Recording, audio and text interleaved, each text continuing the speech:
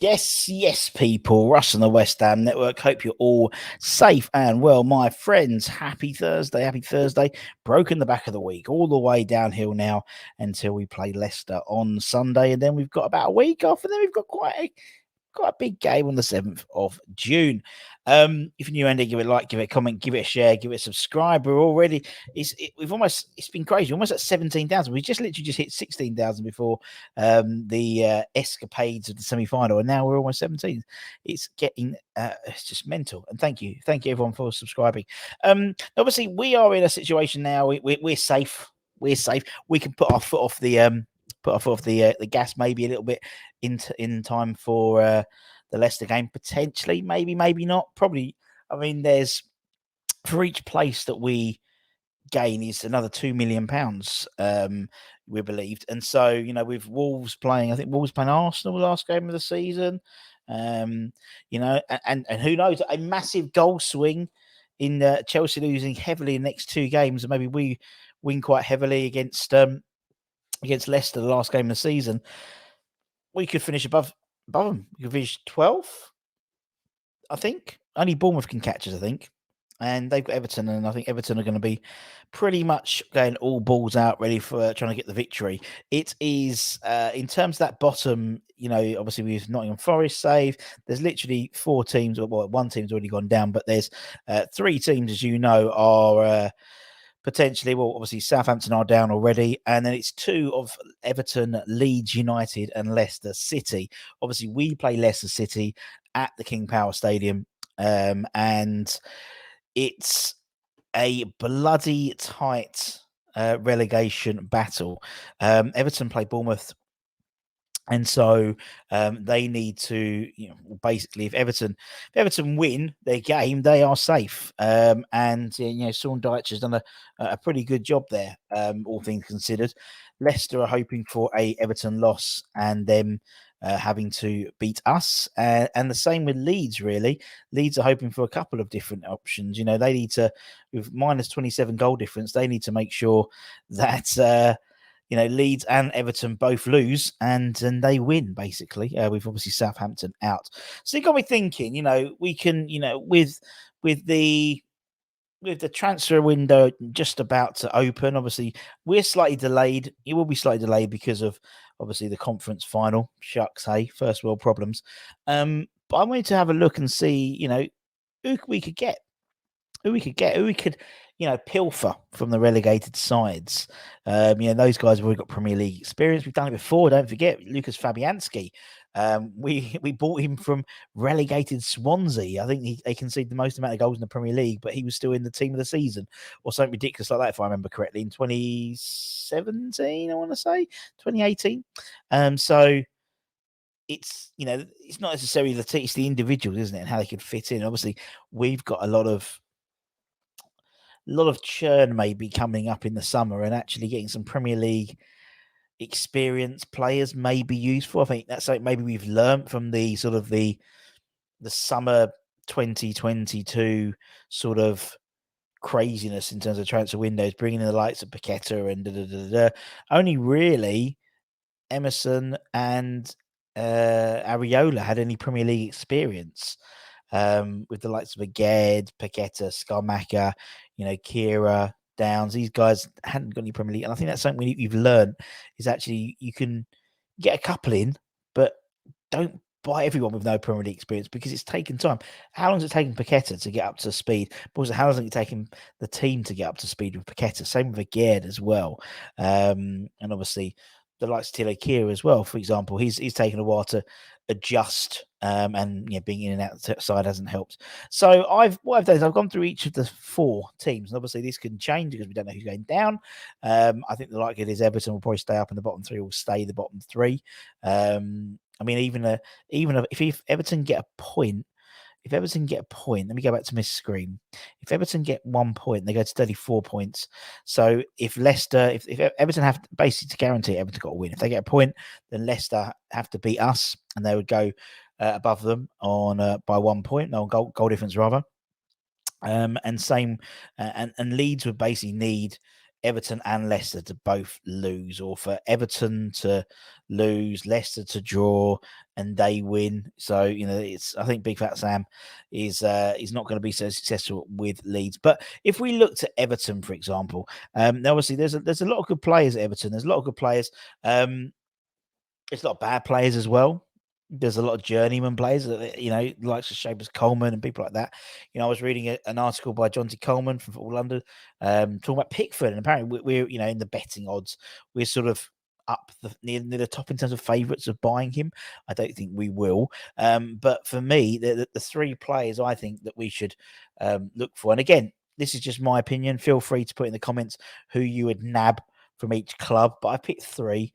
I'm not assuming we're going to get all three, but this is my preferences, and I'll tell you for why. Is the obviously the left back, Vitaly Vitaly Mikhailenko, yeah, something like, yeah, that's about right. Obviously signed from he signed last season from Dynamo Kiev, I believe it was. And I mean, he's made 38 appearances this year. I think he's had about 8 assists or something like that. We desperately need a left back. I mean, I think in his record is 47 cap appearances in the Premier League for Everton, 10 clean sheets. He's had it's very strange. He's had like lots of different adjustments. But I think left back is an area we need to look at. And I think Vitale is a very good player. He's very, very attack minded. I think he'd suit us very well. And maybe a little bit under the radar, with the likes of someone like Ben Johnson getting a bit of interest from Everton, maybe a swap deal, maybe a cash plus player, who knows? Alongside Connor Cody, I think what we've missed with Craig Dawson going is that British centre back. And you need a bit of grit. And I think that's what we've lost when Craig Dawson's went, and also Mark Noble went as well. We missed a little bit of our British grit had gone. I think Cody's one of those things. I mean, I'd prefer Cody over James Tarkowski, for example. I think Connor Cody is a very good player, and I think he would do very well for us. I think he would come in and just give that extra bit of bite in the centre backs, and someone you can rely on. England international as well. He's made 175 appearances in the Premier League in his career. 6 goals, 1 assist, 49 clean sheets in 175 games. That's not too bad, really. It's just under 1 in 3, really, considering he's been playing for. I mean, he was at Liverpool for a long time, then he was at Wolves for 5 seasons, and obviously then he signed for Everton in the beginning of this season, the transfer window. But I would definitely look at Connor as someone we could probably get, maybe cheap as well. And I know he's a slightly older player, but we can't buy all 20-year-olds or 19-year-olds or 21-year-olds. You need a little bit of experience. I think Connor would get it, and he would be the experience that we've lost when Dulce left, basically, and see what great job Dulce is doing at Wolves, for example. And then I would obviously take a former transfer rumour last year, player for us in terms of Amadou Onana. Obviously he was signing for us, and then his sister, or whoever I think she was his sister or his cousin, who's his agent, got involved and wanted something ridiculous, which Everton paid. And there's a reason why Everton has got something like 90% of their income is wages. There's a reason for that, because they just literally went, yes, okay, we'll have you. I mean, when he came to when Everton played West Ham on the stadium, I thought he was really good. He stood out for the Everton side. Relatively poor Everton side. He stood out, I thought, for midfield. He's got that sort of long range. I mean, he's a big lad. He reminds me a little bit of a Vieira type player. Yaya Toure. It's all that sort of big. I know he's a Belgian international, but he's a big guy, big fella, intimidating, and he's only 21. And I think 21, 22, 21, and I think he would do a really good job. And we'd get him back. I'd love to have him back. And if that goes, then he would slot in there quite nicely with him and Paqueta next to each other. That's not a bad pairing. I think they'd work well off one another, and I think he's actually got a bit about him in terms of on the ball as well. And we'd again, I mean, he's almost, I don't know, was he 192? So he's a tall lad. So, in terms of set plays and stuff, he would help us in terms of bringing that height. But anyway, look for the Everton squad. Who would you pick? Would you pick Pickford? Would you pick would you pick Calvert-Lewin? I wouldn't, but would you? Dwight McNeil, would you pick? Let me know. Let me know. So let's move on. Let's talk about the next team down. And that's Leicester. And we'll have Jack from the Final Whistle, I think, doing a preview with Holly. And I think Holly's going to be on his channel. That'll be coming up later this weekend. I think Saturday that's coming out. Now, obviously, Leicester have got a lot of good players. They've got the likes. Justin James and Madison and Vardy, Iheanacho, Patson Daka. But the three I've identified are the three again, I think similar to looking at Everton, bar sort of a defender in terms of a left back in Luke Thomas. Now, Luke Thomas is someone we've been linked to before. I think he's made some over 50 Premier League appearances. He's 21, English left back. So he helps with the quotas as well. I think he would come in and could do a really good job. And I think him and then maybe, someone like Ollie Scars, who's a couple of years younger than him, gives Ollie that time, two really good young left-sided defenders, British, English left-sided defenders who would who would basically sort that left-hand side for years to come. There is a slight maybe concern if you've got someone like Luke in, you may curtail Ollie's progress, which could be a thing. So it's worth bearing that in mind. But if I was looking at, I'm just sort of looking at the side in its sort of just in terms of who I would take. I mean, I think he's scored a couple of assists, scored a goal, and I think he would do really well for us. He's got that sort of very energetic, likes to bomb forward. And then we'll go to Harvey. Okay, we'll go to Harvey Barnes next. Harvey Barnes is someone I think we should go all out for. I think he's an absolutely fantastic player. Another English-based player, 25, so he's entering his peak. He's been at Leicester for 7 seasons, 145 appearances, 34 goals, and 25. 25 assists. So what's he got? 59 goal involvements in 149 games. That's a hell of a turn up, particularly considering, I mean, he's got 12 goals this season in a very, very poor Leicester side. So he's shown what he can do. I mean, that's more than, not necessarily Mikel Antonio is one of the ones. I think Mikel Antonio's got 14 this season, I think, in all competitions. It's his highest goal return for this ever for West Ham, Mikel, this year. So I think Harvey would come and do a great job, really good job. We miss that sort of, he's really, I think he's got I'd rather maybe play a Harvey Barnes and maybe a side Ben Rama. Oh, controversial, but maybe I would. I don't know, I just think he would come in and fit really nicely. And then Yuri Tillemans, I mean, he's a great player. He's coming to his end of his contract anyway, I believe, this summer. 26, been at Leicester for 6 years, been on loan for a couple of years, and they signed him permanently in 1920. 150 appearances for Leicester in the Premier League, 21 goals, 19 assists, so 40 goal involvements in 150 games. And you put him in the right place, and he would drive that midfield forward. With Mr. Rice maybe moving to greener pastures, apparently. Yuri could come in and I think he would slot in really nicely in that midfield. And with a strong side around him, he would be fantastic, absolutely fantastic. But again, look for the Leicester side, look for the squad, go on premierleague.com or whatever, look for the squad and let me know who you would pick from the Leicester side. Obviously, all this is just speculative. We're only having a bit of a giggle. Leeds, dirty Leeds. Let's talk about dirty Leeds. So 3 players from Leeds, obviously. I thought on paper, when obviously Sam brought them last Sunday, I thought they were probably the poorest side I've seen play at West Ham. By that 20 minutes, they didn't have any fight. Really surprised me. And I'm talking to my mate Nick this week, who's a Leeds fan, and I'm going to tell him that. I'm going to bloody tell him that. Just seeing, for a side that were battling relegation, where was the fight? Hashtag, where's the love? Where's the fight? And I would take. I mean, there's loads of players you could take from them. I mean, I haven't looked at Weston McKennie, Mark Rocker. We were linked to before. Who else? Anyone else? Probably not. Probably not. In all honesty, Rasmus Christensen, maybe he's quite an imposing character. I know. I have a feeling that someone like Ilya Meslier is someone that Moyes has got hard on for because he always talked about him every time he played Leeds. Obviously didn't play in goal. Rubles played in goal on Sunday, but he always talks about Meslier like he really likes him. But for me, the three players are Jack Harrison to start with. Again, I think that he's really dynamic. He's 26, so he's again another player who's entering his peak.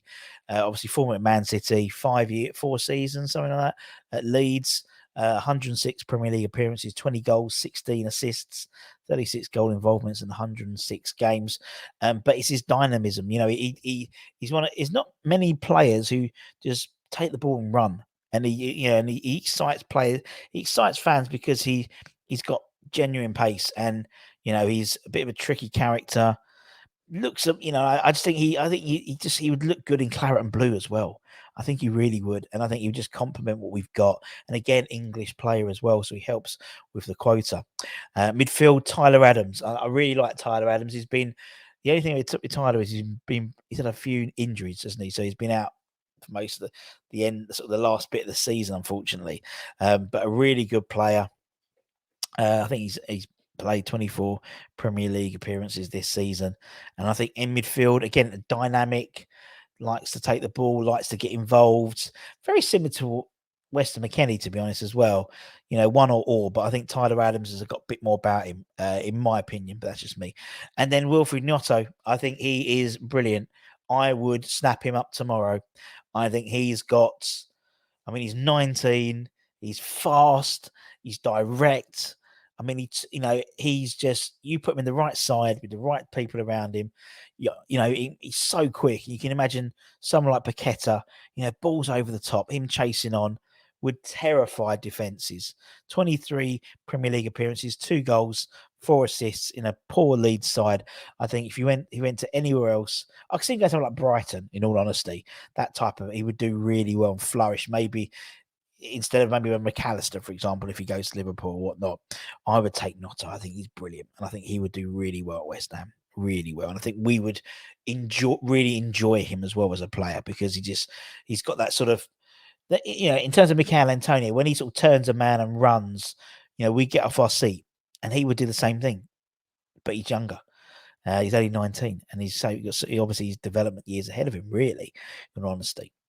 And let's move on to the bottom club. Let's move on to Southampton. Poor old Southampton. Again, ironically, I'd say Southampton have probably got more players that I would take than any other of those clubs, in all honesty. Looking at, I've picked 3, but I could have picked 5 or 6, really. I could have picked, like the goalkeeper. I think Gavin Basson, I think he's a very good goalkeeper, very good shot stopper. Quite a big unit, to be honest. Walter Peters, I think, would do a good job for us as well. Livramento, when he's fit, is a very good right back as well, particularly young right back.